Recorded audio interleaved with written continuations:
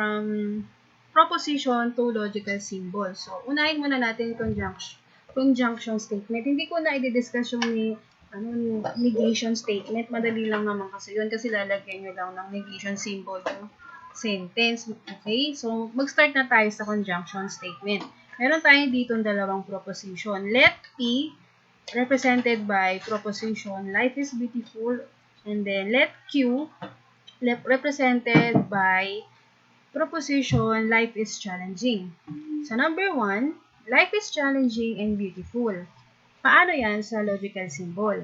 Number 2, life is not beautiful and it is not challenging. Number 3, life is beautiful and it is not challenging. Number 4, life is not beautiful and it is not challenging. So, for number 1, paano siya sa logical symbol? Magiging ganito siya. P and Q.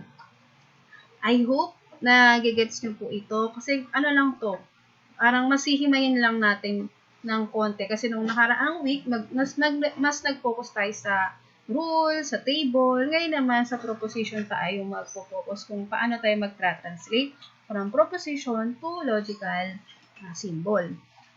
Kapag kinuha natin yung truth value nito, di ba alam natin na ito ay true.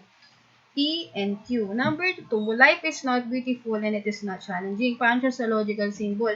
Lalagyan lang, dahil may not dito, may negation, lalagyan natin ng negation itong yung small letter P. So, not, P, and Q. Ano yung truth value niyan? Siyempre, false. So, number 1, ang truth value niyan is true. Number 3, life is beautiful and it is not challenging. So, dito sa number 3, ang magkakaroon na ng negation, yung second proposition na natin na Q. Okay? Ano yung truth value niyan? Siyempre, false pa rin.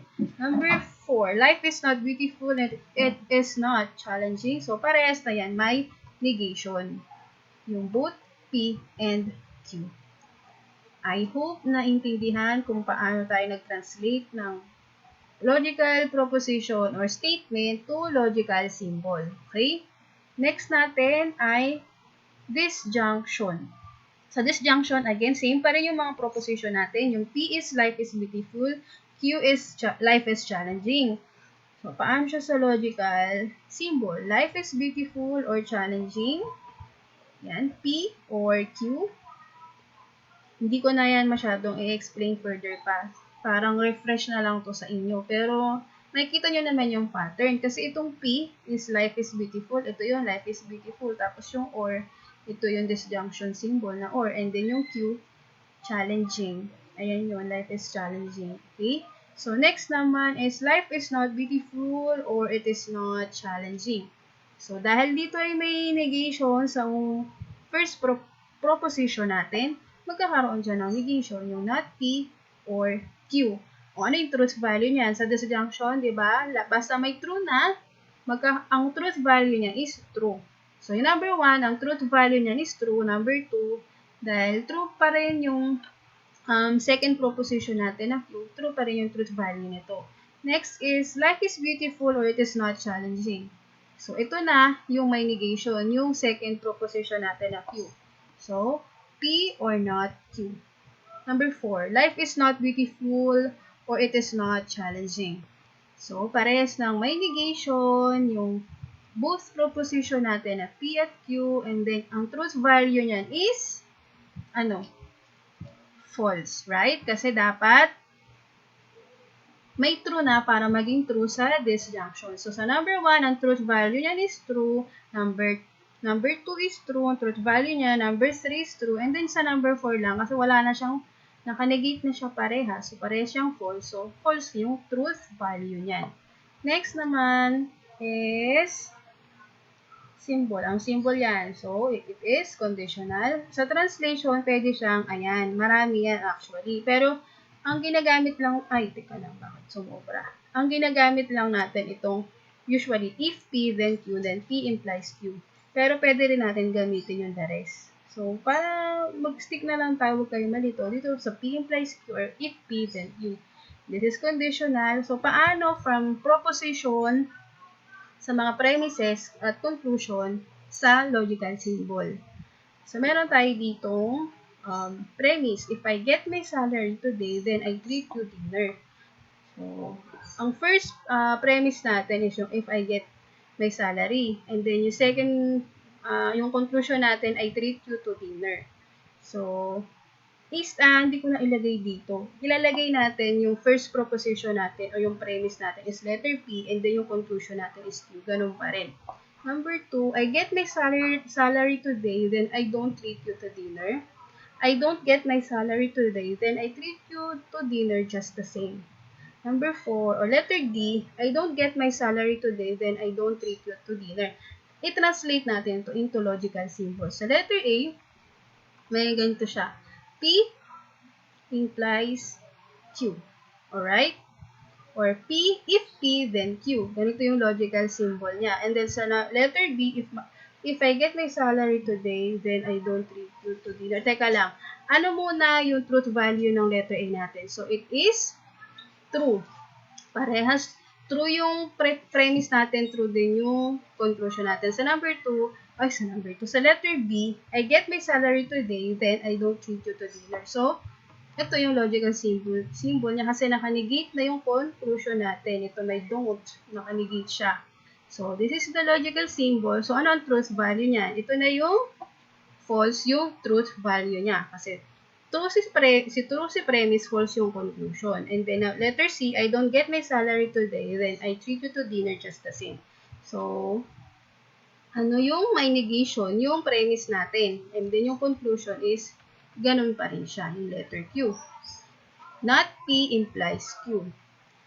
Ano ang truth value niyan? True pa din. Next is, I don't get my salary today, then I don't treat you to dinner. So, for the logical symbol, parehas na silang negation, negate na yung premise, negate na natin yung conclusion. So, paano yan sa truth value? True pa din yan. I don't get my salary today, then I don't treat you to dinner. So, true pa rin siya. Possible na mangyari iyon. Next naman, I believe, marunong na kayong mag-translate from proposition, given proposition to logical symbol. Dito lang tayo mag-focus. Next is biconditional. So, ayan ang symbol. Sa translation, P, if and only if Q, P is equivalent to Q, P is necessary and sufficient condition for Q. So, paano? From proposition to logical symbol. Let P, yung P natin, ay represented by you will pass the subject. Yun yung proposition natin. Na-represent natin sa letter P. And then yung Q natin is represented by proposition na you will pass the exams. So, ito yung mga given statements or propositions. So, number 1, you will pass the subject if and only if you will pass the exams. Number 2, you will not pass the subject if and only if you will pass the exams. Number 3, you will pass the subject if and only if you will not pass the exams. Nalimutan yung period. Number 4, you will not pass the subject if and only if you will not pass the exam. So, paano to sa logical symbol? Sa number 1, ayan. P, saan na ba yung cursor? Ito na naman yung problema ko. P, if and only if Q. Okay? So, if you will pass the subject if and only if you will pass the exam. So, pag kinuha natin ito sa truth value, this is true kasi parehas silang naka-true. Okay? Next, you will not pass the subject if and only if you will pass the exam. So, paano na ito sa logical symbol? So, may negation tayo sa premise natin kasi you will not. So, yung premise natin, yung i-negate nyo na, not P, if and only if Q. Kasi, you will not pass the subject if and only if you will pass the exam. So, ano yung sa truth value to? It is false. Hindi pwede yun. Hindi ka papasa sa subject, pero papasa ka sa exam. So, you will pass, number 3, you will pass the subject if and only if you will not pass the exams. So, paano siya sa logical symbol?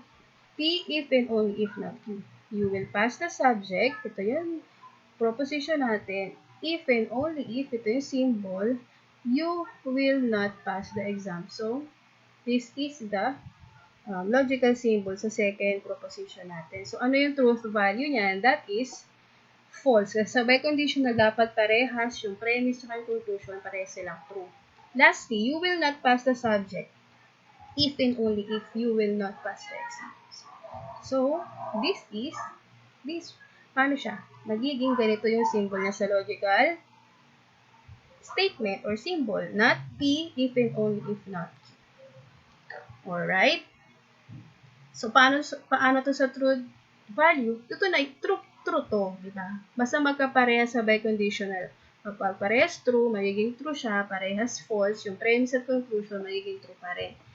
Okay, magbigay pa tayo ng ibang mga example. Express the following propositions in symbols where P, Q, R, and S are defined as follows. Yung P natin is I understand logic. Letter Q, I am doing well in my class in logic. Letter R, logic is easy. Letter S, I will pass all my exams in logic. So, this is the following statement. So, paano to? Number 1, logic is easy or it is difficult. Paano siya sa symbol, sa logical symbol? Ganito siya. R, R or not R. Kasi this is the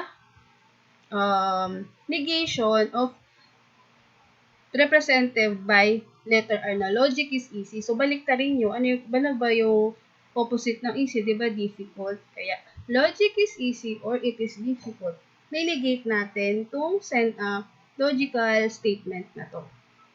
Alright? R or not R. Okay, sana po ay naintindihan. Number 2, I understand logic if and only if it is easy. So, paano siya sa logical symbol? I understand logic. Saan ba yung letter P? Okay, and then, if and only if. If and only if, paano ba yung symbol nun? Yun parang double arrow. If it is easy. So, letter R. So, ang magiging symbol niyan ay P, and then, if and only if R. Okay?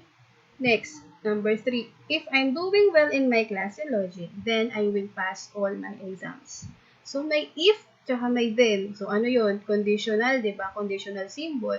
I am doing well in my class. Saan yung letter na yun? Saan siya nire-represent? I am doing well in my class in logic. Letter Q. So, this is letter Q. Tapos, yung conditional symbol na arrow, I will pass all my exams. Saan yun? Letter S. I will pass all my exams in logic.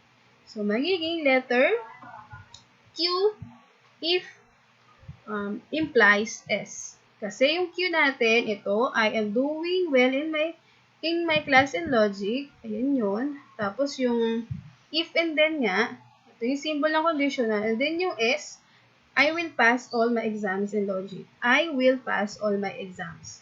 So, this is the logical symbol for this given propositions. For number 4, logic is easy and I understand it. So, logic is easy to letter R. So, letter R na to. And then, itong N. Ano yung symbol na yan? Di ba pa? This is conjunction, yung inverted na V. And then, I understand it. Saan yung I understand it? So, letter P yun. So, magiging R. Logic is easy. Logic is easy. Letter R. Tapos, end. This is the end. I understand it. Saan yung letter P? I understand logic. So, this is the translation of this given proposition. I hope naintindihan ninyo kung paano mag-translate from proposition to logical statement.